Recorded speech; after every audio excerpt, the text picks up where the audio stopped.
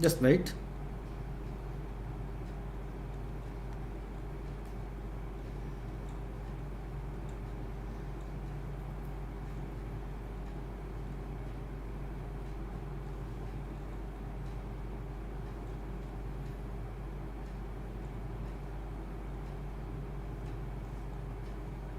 Yeah. So now it's okay. I'll start. First question. PCR, which of the organism needed a step of reverse transcriptase? Everybody knows PCR, polymerase chain reaction, and it is amplification technique, nucleic acid amplification technique. There are two type of PCR. I used to tell in the class. What is RT-PCR universally? It is called real-time PCR. In this PCR, one cycle, one copy of DNA amplified into two copies. Logarithmic. Then next cycle 2 become 4, like that. You are all aware of that. So for that we need DNA. In case of RNA viruses, RNA product, we need to convert the RNA product into DNA, complementary DNA. That is called reverse transcription. That step is called reverse transcription. With the help of an enzyme called reverse transcriptase.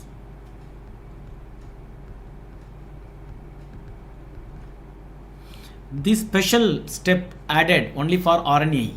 Then it is called reverse transcriptase real-time PCR. Real-time PCR is universal. Real-time PCR is universal, and reverse transcriptase we need to add only for RNA products. If you have this in your mind, okay, if you have this in your mind, listen to me carefully. PCR, which of the organism needed a step of reverse transcriptase? So among the viruses, which is RNA virus, we need to check. We need to check. For example, cytomegalovirus is DNA virus, and parvovirus is DNA virus, even though it has single stranded DNA. Adenovirus is DNA virus, except respiratory syncytial virus, which is RNA virus, which need reverse transcription. Which need reverse transcription. Which needs reverse transcription. Good evening to all. I'm getting a lot of good evenings. Thank you. Okay. Next question. Cell-to-cell transfer of bacteria by actin filament is classically seen in. I used to teach in the class, it is called jet actin motility.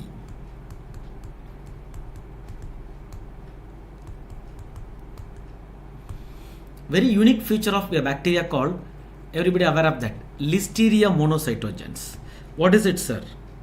Inside the macrophage, Listeria, inside the cell, Listeria polymerize actin filaments. It make a tail-like structure. With the help of the tail, the actin contracts, it push the bacteria, and it make a small bleb and pass from cell to cell. That is called jet actin motility. I used to tell in the class, Listeria exhibits three types of motility. One is tumbling motility.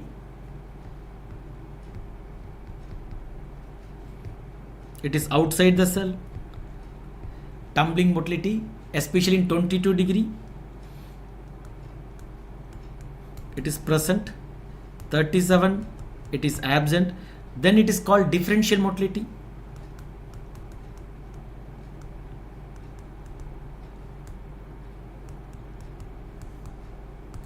And inside the cell around 37 degree, with the help of the actin fibrils, okay, it form a small bleb, pass from cell to cell. That is called jet actin motility, exclusive property of Listeria. See carefully this picture, you may be aware of that. This is called jet actin motility. It's the actin filaments. It polymerizes the actin filament like a propelling action. It make a projection because it pushes. The actin filaments contract, it push the cell. Okay, it form a small bleb, directly enter into the cell. It go to the next cell as a bleb. Then bare Listeria will come. So it pass from cell to cell without contact outside environment. Very unique. That is called jet actin motility.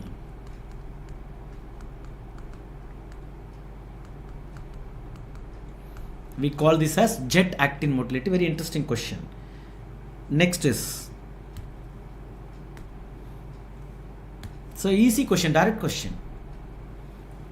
Next is, which toxin acts by the mechanism of action shown in the image? I don't know whether they give the same image or not, but what my kids, students, you people mentioned, just I am telling, the toxin had two units are AB subunit, and it acts on elongation factor 2. These 2 points, all people, they give the feedback to me.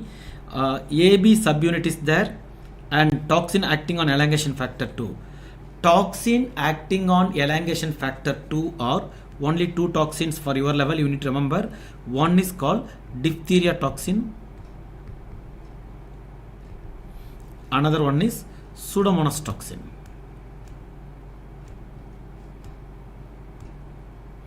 These 2 toxin acting on elongation factor 2 finally inhibit protein synthesis. So you should know all mechanism of action of toxin, protein synthesis. In the revision series I told you must know all mechanism of action of toxins, and I give some mnemonics to you also, remember. Okay, so the toxin acts by inhibiting elongation factor 2 is Corynebacterium diphtheriae. It is Corynebacterium diphtheriae. Vibrio cholera acting on increasing cyclic AMP. Bacillus anthracis is also cyclic AMP. Clostridium perfringens, it has lecithinase activity. The toxin is called alpha toxin. You must know all mechanism of action of toxin, that is important. Next is, which organism needs biosafety level 3? Biosafety level, there are 4 levels are there, and I made a question also for you people. I show the question, what question I made for you in GT. Okay, this is the question I made by me. Sputum AFB smear obtained from suspected case of pulmonary tuberculosis shown in the picture. Acid for staining. Biological safety level required to cultivate the pathogen. These are the choices. This was the question I made. Same question came in the exam. Okay. So the same question in DQB also available. But there is no picture. It gives biosafety level 1, 2, 3, 4 like that options. See carefully here. Biosafety level 1, less pathogenic organism. Biosafety level 2, pathogenic. It is more pathogenic and severe.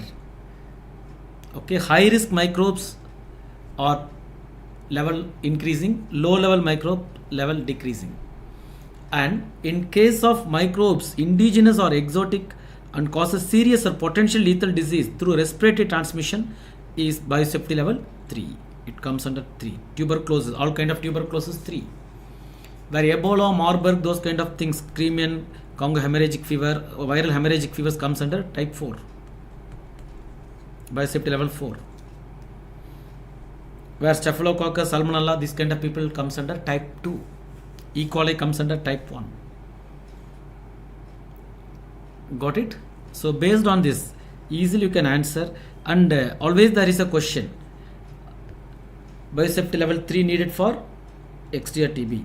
Suppose in case of coronavirus, if you want to do PCR, biosafety level 2, you want to propagate the organism, culture the organism, then you need to have biosafety level 3. Okay, that is needed. Same way. Next is, image shown here is vector for all except. Always there is a vector will be there.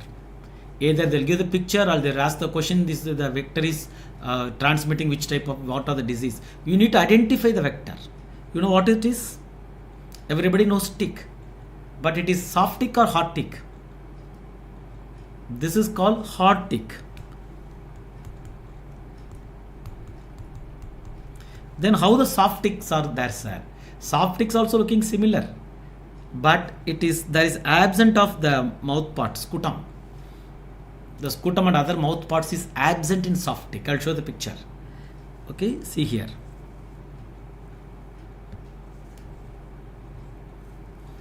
Yeah, this is tick. How to differentiate soft tick and hot tick? Okay, this is hot tick, male, female. Hot tick, male, female. Scutum present, this is called scutum, it is present. And mouth parts, scutum and mouth parts present. Here it is absent, scutum absent, see, plain. Mouth part and scutum, see the scutum. Mouth part and scutum present in hot tick, absent in this thing, and it is vector for. Soft tick usually Q fever in animals, not in human being, and relapsing fever. Hot tick for tick typhus, viral encephalitis, all tularemia, babesiosis, ehrlichiosis, tularemia, all. You must know this. Same way, see carefully here. So it is hot tick. Mouth part and scutum present. It is hot tick. It is vector for babesia, ehrlichiosis, Crimean Congo hemorrhagic fever, and many other things. And Orientia Susugumushi, it causes scrub typhus. It causes mite is the vector. You believe it or not, last INICET, same question they asked in different way. They put the trombiculate mite picture. It is vector for which disease? Orientia Susugumushi. We discussed the same thing in PYT. The PYQ, PYT we have discussed. That time we discussed old question paper. That vector is mite, vector for Orientia Susugumushi, scrub typhus. If you know that point, you can answer easily from here. Got it? That is the importance of revising previous year question papers. Definitely one or two direct question or indirect question may come. A person living in a rural area comes to you with complaints of, sorry, I will mark the answer here. Orientia Susugumushi. Next is, a person living in a rural area comes to you with complaints of neck rigidity and fever, hemiparesis present, clinically diagnosed as encephalitis, history of swimming present. Some students said his swimming present, sir. Some says swimming absent, sir. But somebody says hemiparesis present. Somebody not mentioned hemiparesis. I'm collectively getting material from you. We make, okay, scanning electron microscopic image shown in here. Choose the correct pathogen. See, swimming, encephalitis, and it's a parasite. It is having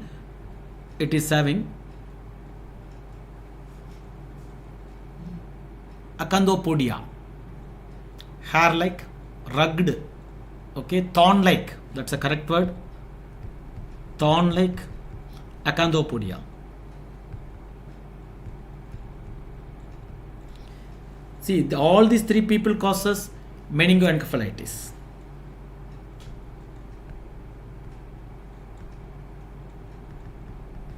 But thorn like acanthopodia, the picture and that foot cuff, this is called foot cuff, and thorn like acanthopodia, suggestive of acanthamoeba. Negleria has lobopodia, soft. Negleria is called brain eating amoeba. This is thorn like acanthopodia.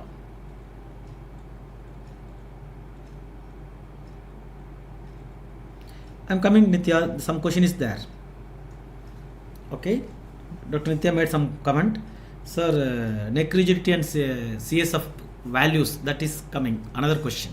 No confusion. Many times, if 2-3 questions from CNS, people get confused. And 2 to 3 questions coming from dengue fever, people confused. They put this clinical picture, this question, that choice, that question, this choice, like that. Some changes will be there. We analyze as much as information we received. Based on that, we made. Even though some thing you want to add, for example, I put only 3 choice. I don't know what is the 4th choice. If 4th choice is there, you can put it in the group. No problem. You can personally message me also. We can add, we can improve. Next PYT, PYQ questions we make 4th choice also. Correct choice. Next is Negleria also cause, but the picture is not Negleria. It's based on the picture I'm coming to, because all 3 can cause meningoencephalitis. Based on the clinical picture, I can say meningoencephalitis. But based on the 3 choices, I cannot choose a correct choice unless otherwise I'm seeing the picture. Based on the picture, it's suggestive of Negleria, it's suggestive of acanthamoeba because it produces acanthopodia. Okay, lobopodia will be bad. It's not lobopodia. It is thorn like Acanthopodia. Answer is Acanthamoeba, not Naegleria. Answer is Acanthamoeba, not Naegleria. Okay. Next is, and Acanthamoeba, Naegleria trophocyte is having two forms, flagellate like that and all, it's there. Okay. Next is, which of the following structure is essential for permeating of viral RNA of HIV through membranous host cell? Many times I used to tell the HIV, if you see in the surface, there are two things are there. This is called GP120. This is called GP41. This is called surface pellicle. This is called transmembrane protein, transmembrane pellicle. Actually, surface for attachment. Surface for attachment. Surface for attachment. Transmembrane, it is for fusion. It is for fusion. And what the fusion will do after fusion, it will push the nucleic acid inside, sending or transporting nucleic acid.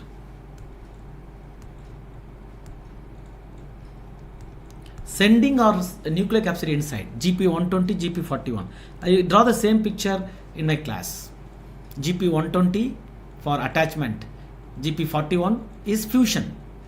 But here the question is very clever. They are asking HIV permeating through membrane. So the answer is GP41. GP120 is just for attachment. GP41 only fuse. After fuse only it send them. I'll show the picture to you. For example, if you see the picture, you will not forget. See here, HIV life cycle. First one is binding, also called attachment. Attachment with CCR5. Sorry, we need for binding attachment, we need CCR5, CXCR4 co-receptors with GP120. This is called GP120. The green is called GP120. Okay. Then like spring action, it will, the both surface will fuse. Second step is fusion. HIV envelope and CD4 cell membrane fuse joints together, which allows HIV to enter into the CD4 cell. That is mainly done by GP41. That's mainly done by GP41. GP120 attach and con that it makes some structural change and getting attachment, fusion. After attachment, fusion. Attachment is a different step, fusion is a different step. Okay, we have two type of drugs. One is attachment inhibitor, another one is fusion inhibitor. After that only the rest of the life cycle, reverse transcription, integration, everything is happening. Hope you understand this. Next is GP120 for attachment. CXCR5, CCR5 are co-receptors needed for attachment.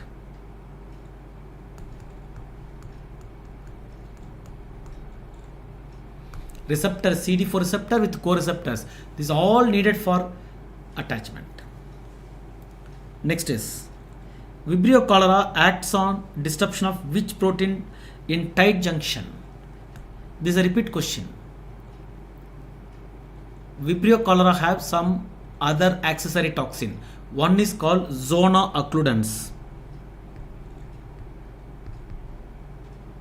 It acts on occludens on the tight junction and it damages the tight junction, which allow the electrolytes, water, everything enter inside, which leads to secretory diarrhea. Main function is increasing cyclic AMP. Main function is increasing cyclic AMP. Okay, that is cholera toxin. Toxin co-regulated pili allow the toxin to enter inside. And this is zona occludens. These are all other toxins. In tight junction we have all. In the tight junction you have integrin, okay, codeine, many things are there. But Vibrio cholera toxin zona occludens targets occludens, a damage which leads to break in the tight junction, allow the water and electrolytes inside, which leads to secretory diarrhea, watery diarrhea. CC question is repeat question also.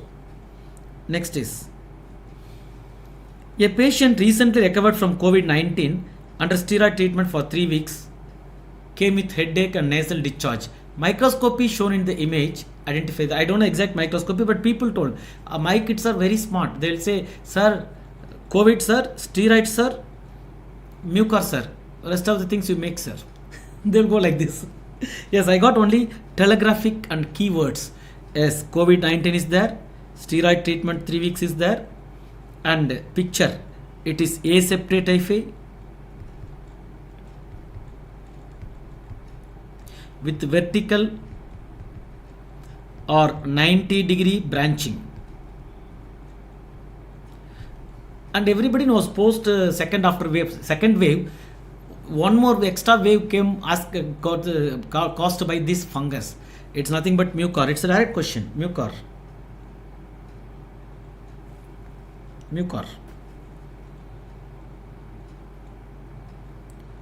Sir, option was occludin. People say occludin.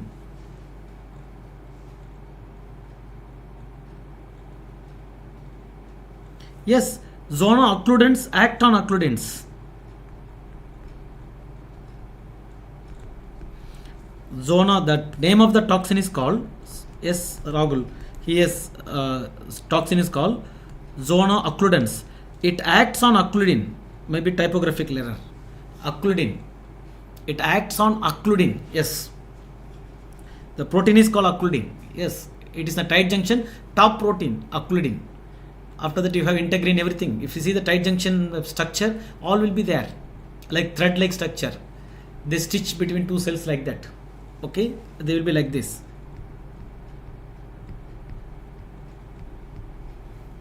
Got it? You're right. Okay. It acts on occludins. The name of the toxin is zona occludens. Got it? Yes. Next is, it is mucor, direct question. Because cryptococcus you have what kind of thing? Usually V-shaped branching septate hyphae. Cryptococcus is yeast with capsule. Candida, pseudo hyphae will be there. Next is, yes, always we have a question on hepatitis. Hepatitis taught by micro and medicine. Easily you can answer. I used to tell, write the positive points first. Hepatitis and surface antigen negative, that means little tricky question. If hepatitis antigen is not there, no infection. Okay, it may be either window period, or it may be post infection, or maybe cure, we don't know exactly, or it may be convalescent phase, like that. Surface antigen is not there means only 3 conditions. One is it may be vaccine, it may be recent recovery or post infection or window period. These are the conditions. Antigen may not be there. Surface antibody is not there, so definitely it is not window period, it is not recent recovery, because recent recovery and vaccination, surface antibody will be there. It is not there, so remove that. Core antibody total positive. Total means it include IgM and IgG, so it is present, but we don't know it's IgM or IgG. Total positive. Next, specifically they say IgM negative, then automatically total means IgM IgG. So now the total means, because IgM negative, IgG, so only hepatitis B core antibody IgG present. That is the meaning. They're not eating like this, they're eating like this. They're a little bit confused in the exam. Okay. If that condition is there, you can go for post or remote infection. Post or remote infection. Ankita, if I don't know the option, people say, sir, chronic infection with inactive carrier. Now only I'm getting this option. Okay, now only I'm getting this option. Okay, based on that we need to modify as per this history. For example, see carefully here, I'll show.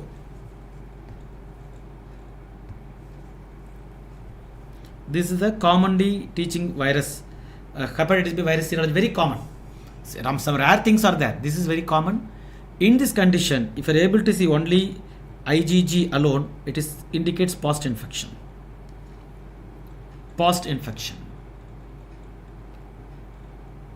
If we want to call him as carrier, there should be few points should be there. There should be surface antigen should be present. Usually carrier. Surface antigen should be present. Okay. Or DNA should be there. Then we call him super carrier, like the DNA envelope antigen. This kind of things are there. Then we call him super antigen. Those things are there. Okay. Right. I'll get back to you. Next is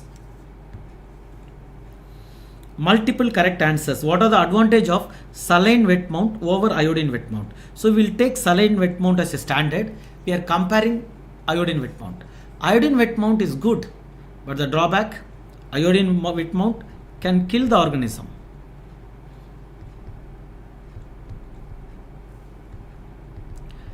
We cannot demonstrate motility. And iodine yellow color, so you cannot differentiate bile stained from non-bile stained, because all look yellow color in iodine. Okay, we cannot differentiate. No differentiation.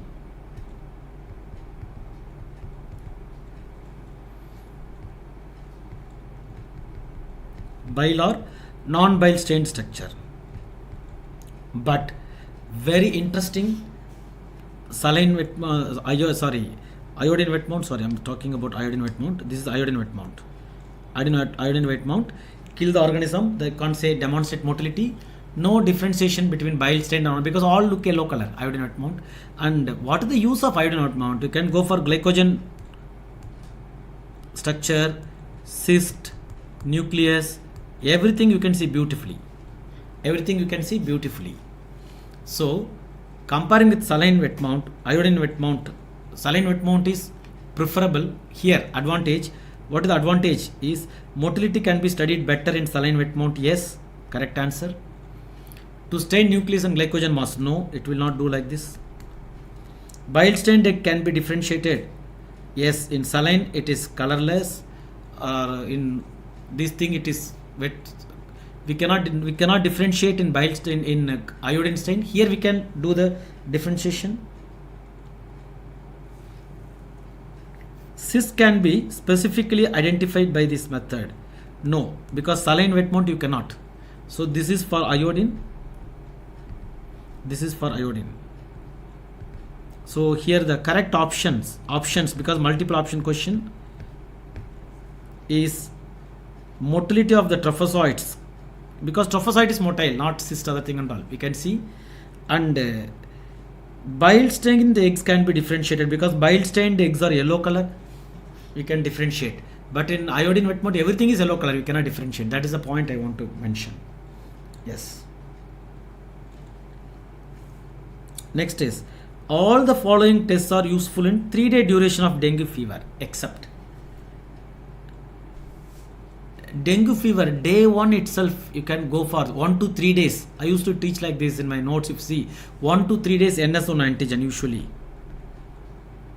All-time favorite RT-PCR. And IgM capture ELISA 5 to 10 days of fever. Culture also. So these are all early diagnosis RT-PCR except IgM capture ELISA, because IgM may take some time to develop.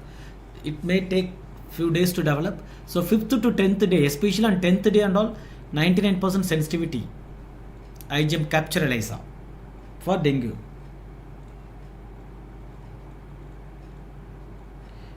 Yes, Nitya, motility of the trophozoite. You can see motility only on trophozoites. Motility of the trophozoite. Yes, that is the right option. That exact option, that option is right also, because saline wet mount you can see. This is for saline. Yes, for saline. These two saline wet mount, because what are the advantage of saline wet mount? We can see motility, and bile stained eggs can be differentiated. That also a good point. That also right point. 2 points right. Yes, my dear. These are all already there in DVT. If you see the DVT fully, 80% to 90% points are there. You slowly check. Next is neck stiffness, Kernig sign positive, lymphocytosis there, glucose is low, protein is high. What kind of meningitis? I don't know the value they mentioned or not. I don't know the values because people not mentioned value. They give the just history like that. Keywords only I got. See, this is in the group. This picture is in the group. Just you can see the same picture I put. How to differentiate? Proteins are very high, glucose is low, and polymorphonuclear cells pressure may be increased in bacterial. Viral, everything is normal. Lymphocytosis and fungal, high protein, glucose low, lymphocyte, and pressure will be increased. Tuberculosis also almost same. Tuberculosis also almost same. Tuberculosis also, but pressure will be increased. Here the pressure will be increased. I don't know about the pressure. Whether they mentioned the pressure or not, I don't know. Or anything they mentioned, carbib, coagulum like that, anything clue they gave, I don't know because I didn't get the exact point. Normally, commonly neck stiffness, Kernig sign, lymphocytosis, low glucose, protein high, without immunocompromised.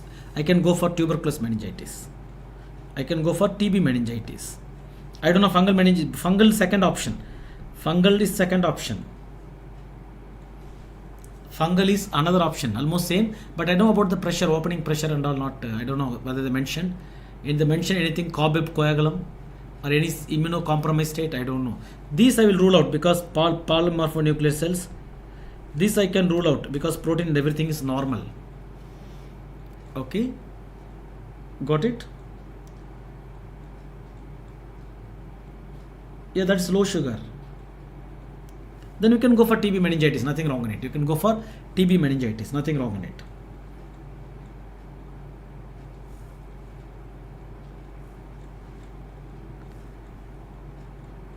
An immunocompromised individual came with white patches in the tongue which cannot be rubbed. That's the point. If you're rubbing, you're able to remove, you can go for candida. But not able to rub, it is oral hairy leukoplakia.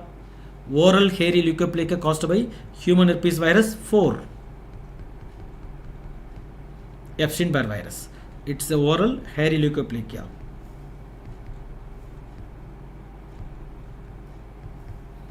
So opening pressure is normal. You can go for TB meningitis. Possible. You can go for TB meningitis. Nothing. Yeah. Matter of 2 minutes, I can difference of opinion. Some kids are saying, sir, not at all mentioned anything, sir. Some kids are mentioning, sir, opened, sir. Opening pressure is high. Some kids are mentioning opening pressure is normal. Matter of 1 minute, just an example, my dears, I'm getting 3 type of, because you people only wrote the exam. What message I'm getting from you, many people what say, I'll accept majority based on that I made. Nobody can make 100% correct. And very difficult to remember all the question also. Nothing to worry. Nothing, just you can have an idea. Okay, don't worry. Next is dengue warning sign. It's a clinical question they put in microbiology. Dengue, there is different signs are there. Warning sign, severe warning sign, normal. Okay, see here. These symptoms of dengue fever, everybody knows high fever, intense pain behind the ears, nausea, vomiting. This warning sign. Warning signs of dengue fever, abdominal pain, frequent vomiting. So vomiting is there. But what is the question? Whether this vomiting severe dengue or just a warning sign? I don't know what exactly they asked. Okay. Opening, I will add that, don't worry. This is a standard picture. Dengue warning signs. Severe dengue, there should be plasma leakage, hemorrhage, organ impairment, shock, fluid accumulation, okay, like that. So I don't know what they mentioned. Leukopenia with thrombocytopenia, persistent vomiting. Yes, frequent vomiting is also severe sign. Bleeding gums, everything.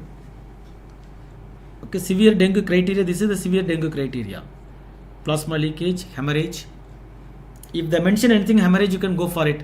till the time persistent vomiting may be there. I am not very sure without knowing other options. Okay, good.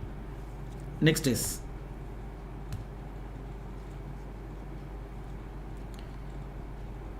just now I put vomiting because I don't know about other thing. Bleeding is there, I don't know other options.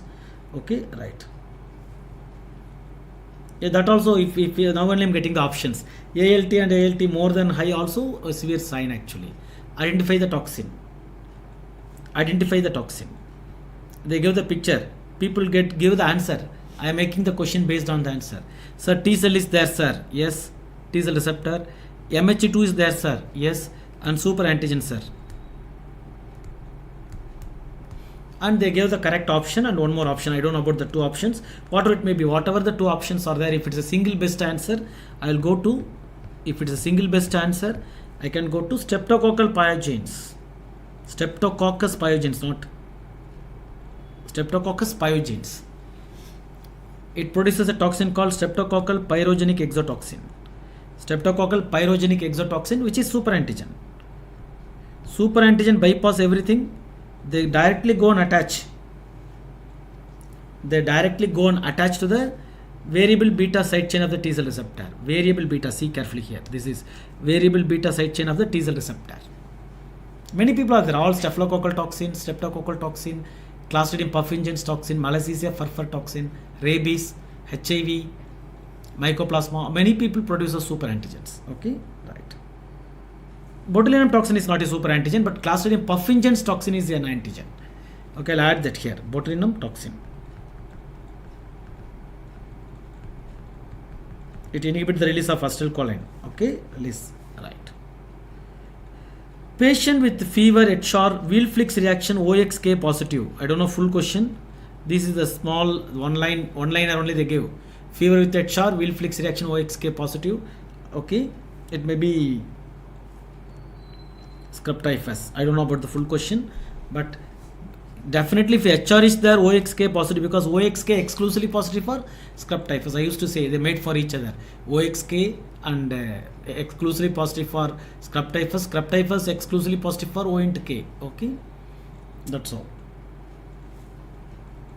And this question, they ask about treatment. Choose the correct treatment.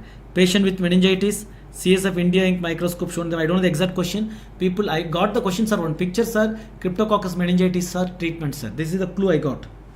Okay, image given. Great. What image given, Dr. Hemant? Scrub typhus image given? I can add this otherwise. Which image? You have HR image. HR means central block discoloration with peripheral inflammation. With peripheral inflammation. HR.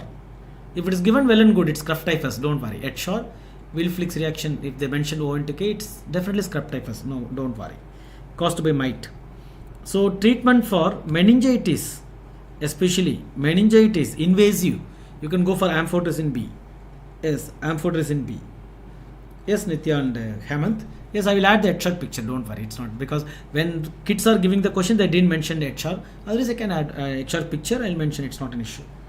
Okay, patient with meningitis, CSF India ink microscopy shown in the image. Choose the correct treatment. Is amphotericin B always best treatment? Of maintenance or mild case, go for fluconazole. Go for fluconazole. Got it? Almost 18 questions. In the 18 questions, 12 questions, complete questions we had. 12 to 13 complete questions. 2 to 3, we know 1 or 2 partial choices. 1 or 2, we have only 1 choices like that. Okay. Anyway, hope you people enjoyed. You did well. Thank you very much. All the best. See you as a PG soon. Okay, Cryptococcus question asked, which statement is true, sir? You please type the statement or questions to my inbox or in the group. I can adapt. I can add it. Nothing wrong on it. What first-hand information I received, I made this presentation. If anything you can add something wrong, you can put nothing wrong on it. I can add, I can delete, add some choices, everything. Okay. Thank you very much. Thank you very much. ART delayed. Then question may be with something different. I want other options also. Okay. Which organism uses cell to cell transmission? Yes, Listeria, Dr. Hemant. You see the first question, first 2 to 3 questions it was there. Okay, right. Thank you.